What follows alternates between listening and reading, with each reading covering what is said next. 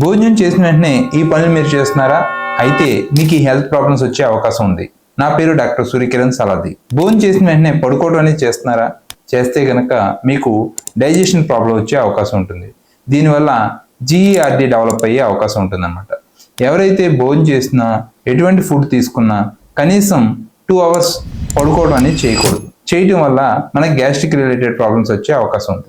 భోజనం చేసిన తర్వాత ఎవరైనా వ్యాయామం ఎక్కువగా తీవ్రంగా చేస్తే గనక వాళ్ళకు కూడా గ్యాస్ట్రిక్ రిలేటెడ్ ప్రాబ్లమ్స్ వచ్చే అవకాశం ఉంది. కొంతమంది భోజనం చేసిన తర్వాత కాఫీ టీ తాగుతూ ఉంటారు. ఇలా చేయటం వల్ల వాళ్ళకి తీసుకున్న ఫుడ్ లో ఉన్న న్యూట్రిషన్ అబ్జర్వ్ జరగకుండా ఈ కాఫీ టీ అనేది ఆటంకం కలిగించే అవకాశం ఉంది. ఫుడ్ తీసుకున్న తర్వాత స్మోకింగ్, ఆల్కహాల్ తీసుకోవడం కూడా హెల్త్ కి మంచిది కాదు. మరి భోజనం చేసిన తర్వాత ఏం చేస్తే మంచిది అంటే జస్ట్ 10 minutes స్లో వాక్ చేయటం మంచిది.